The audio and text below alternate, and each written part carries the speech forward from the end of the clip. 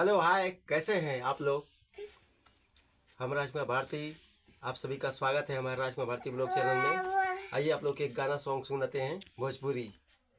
ये देखिए हमारा बेटा क्या कर रहा है। बबुनी करी है का पढ़ाई, इनके प्यार हो गए। बबुनी करी है का पढ़ाई, इनके प्यार हो गए। ट्यूशनवा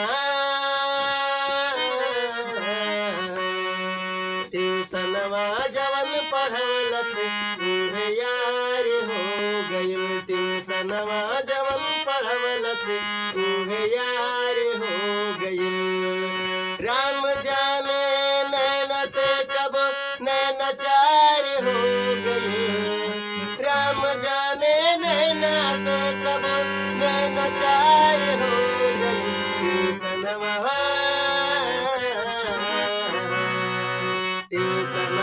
जवन पढ़वलस उहे यार हो गइल। ट्यूशनवा जवन पढ़वलस उहे यार हो गइल। हिंदी गणित अंग्रेजी विज्ञान के 30 दिन पढ़ावे बिना लिहले दाम के। गौआ जवरिया में भइल बहाला, खेला रोजे हो खेला हो बन के ताला। हिंदी गणित अंग्रेजी विज्ञान के 30 दिन पढ़ावे बिना लिहले दाम के।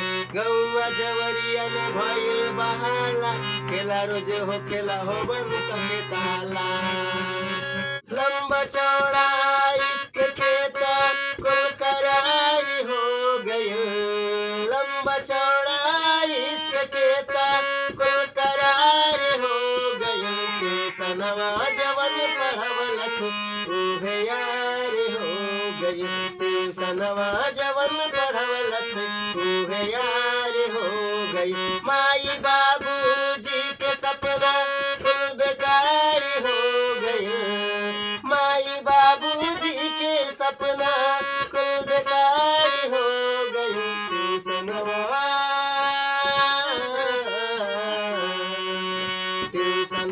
जवन